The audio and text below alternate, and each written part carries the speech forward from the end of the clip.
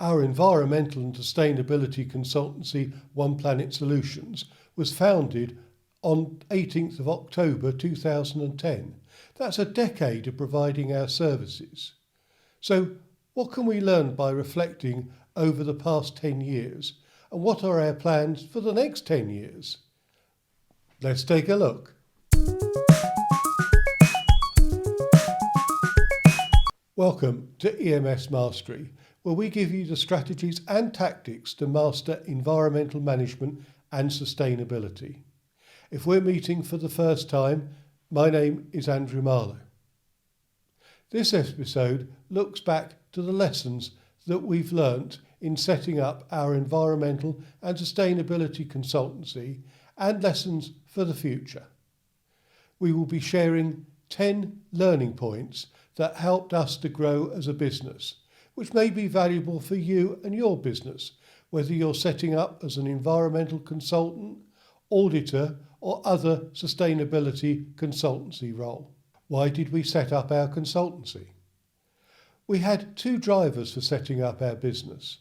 Whilst we had seen many consultancies deliver on their promise, we could see a gap in the market to help support individual businesses with specialist environmental compliance support, which is often poorly understood. The second driver was supporting the auditing of environmental management systems, which again is often poorly understood and a much neglected profession, especially in the delivery of competence and expertise expected of third-party auditors and internal auditors. It is interesting to reflect that we responded to these early challenges and developed our business offering in many ways that we had not originally considered. We were helped and influenced by the developing recognition of the environmental and climate emergency facing the world, especially the in-person influence that Al Gore had on all of us at onePlanet Solutions when we saw him at the UK premiere of the film Inconvenient sequel, Truth to Power. How did our consultancy grow to support our clients? Our early growth was positive, with a large online retailing company needing support in legislation areas of the restriction of hazardous substances and the waste electrical and electronic equipment legislation, as well as other businesses in the engineering and construction sector on pollution control measures. Over the next 5 years, we worked directly with about 15 clients in the development of their environmental management system to fully implement and embed pollution protection and compliance management. Around this time, we were completing about 60 audits for internal audits and second and third party external audits each year. We worked really hard with one client to transition to remote audits in 2004, way before the current interest in remote working due to the COVID-19 pandemic. And this saved our client over £35,000 each year in travel and other associated costs.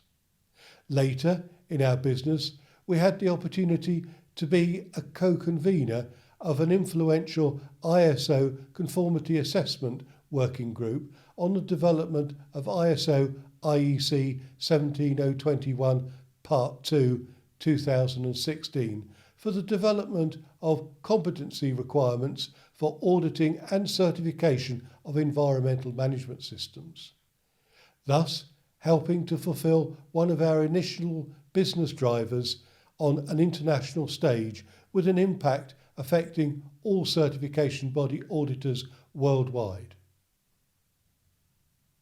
The learning point for us during this time was keeping engaged with our clients and their problems and developing new and innovative solutions. What unexpected changes occurred and how did we respond to them? Change will always occur, and it is for you to make the changes within yourself. Early in our business, I was offered a role in supporting a 2-year international project in Ukraine, delivered by the Austrian and Czech Environment Ministries in the areas of environmental impact assessment and the European Union's Eco-Management and Audit Scheme, EMAS. It was something that I thought I could not support as a small consultancy, even though I had previously been exposed to these technical areas and had a good track record in similar projects within my previous roles in the Environment Agency. But at the same time, I knew I could make a difference in the project. I took a chance, which led to a terrific time of working with other technical experts and a challenging time from a country with its own political and environmental challenges. Here, I learnt that you should embrace the changes that are given to you and take time to learn from others as well as from your own experiences. What did we do to future-proof our business delivery? The future cannot be predicted with certainty, but can be embraced with certainty.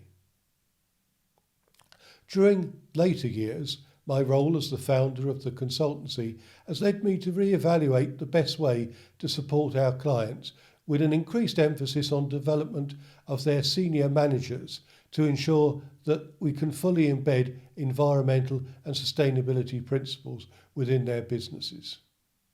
I now spend more time working on my business rather than working in my business.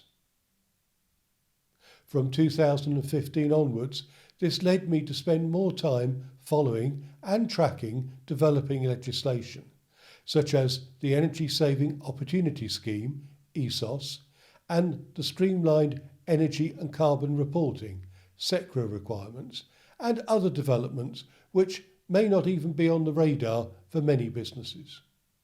This strategy has been highly successful for our business, as well as for our clients. Across our recent ESOS assessments in Phase 2, which closed in December 2019, we identified over £1.5 million worth of energy savings for those production companies, charities and partnerships which they can benefit for each and every year. From this aspect of our business, we learnt spend time on strategy to balance the time spent on delivery, and continue to be your client's trusted expert long after you've solved their original problem. How did we integrate our business principles into our own sustainability journey? Don't share a journey with someone unless you are willing to travel the same road. Our consultancy shares many strategies to guide businesses to a more sustainable future, but we need to be willing and able to demonstrate that we have been on the same or similar journey. Soon after our founding, we installed photovoltaic solar panels to power our business premises and to reduce our dependency on fossil fuels. Not long after that, we were awarded a Zero Waste Award for our business and for our resource management delivery to our clients. In turn, we have won similar awards for our clients to give them external recognition to their progress towards a more sustainable future. Our YouTube channel has been influential in communicating the environmental impact of plastic through our United Nations World Environment Day videos on Beat Plastic Pollution and the changes that we can all make to reduce our dependency on single-use plastic. More recently, we have signed to the Pledge to Net Zero as the first small environmental consultancy to do so, and to the United Nations Climate Neutral Now initiative. These commitments have led to a reduction of our carbon footprint by 80% over the lifetime of our business, and committed us to open and transparent accountability to our targets to reduce a further 29% of our carbon footprint by 2025. Currently, all of our unavoidable carbon emissions are offset to demonstrate a net zero approach of our business, as well as to encourage others to invest in a low carbon future. From our sustainability journey with our clients, we have learnt to become the pathfinder rather than part of the pack, and be willing to demonstrate our environmental principles to allow our voice to be heard above the noise. Where does the future take us now? Nobody has a special insight into the future, but it will be here sooner than you know. Early in 2020, and with no special insight into the changes that would unfold, we had already started to reconfigure our business to deal with both the known future, such as the United Kingdom leaving the European Union, and the unknown.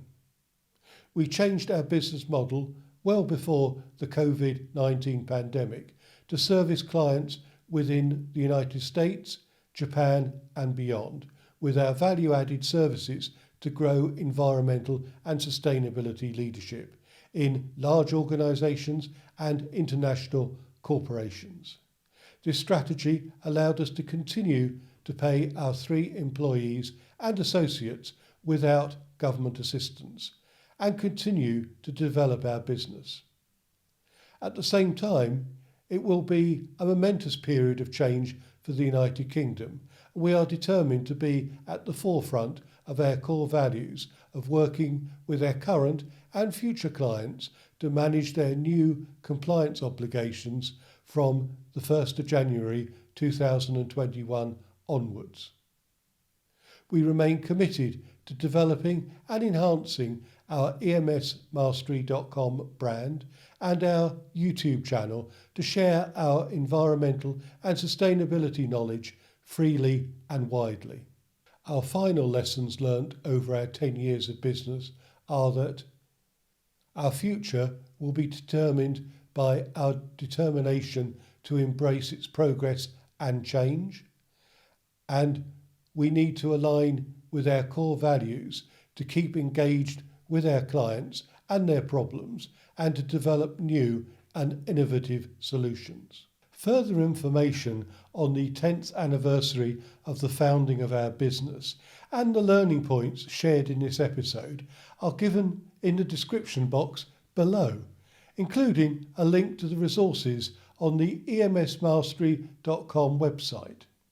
Please share any comments about this episode or your own business journey in the box below. If this episode has helped to share the valuable insight and learning points from our first 10 years of business, please subscribe to this YouTube channel to ensure that you don't miss out on other episodes on environmental management and sustainability. Until then, thank you for listening. If you enjoyed this video, you can watch other episodes by clicking on the boxes in the top and bottom right, and to subscribe to this channel, click on the link to the left. Thank you.